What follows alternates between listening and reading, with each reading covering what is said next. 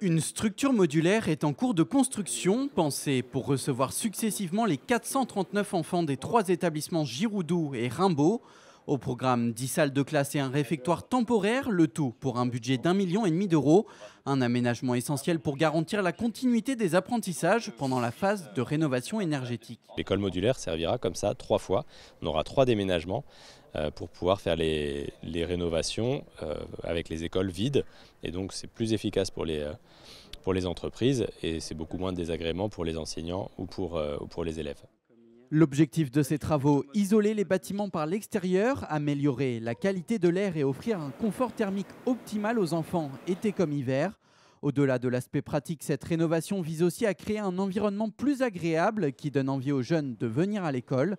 Et pour limiter l'impact sur l'environnement pendant le chantier, des matériaux spécifiques et durables seront privilégiés.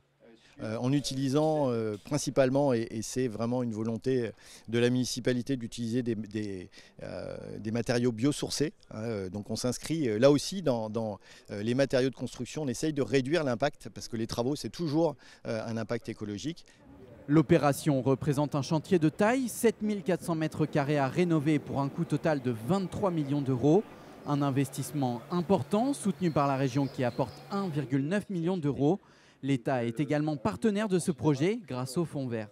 Quand on connaît l'importance du patrimoine immobilier des communes, des départements et des régions en matière scolaire, c'est un effet de levier très important pour enclencher et accompagner la transition énergétique. Donc par exemple sur ce projet, sur une assiette subventionnable d'un peu plus de 3 millions d'euros, l'État met 1,4 million d'euros.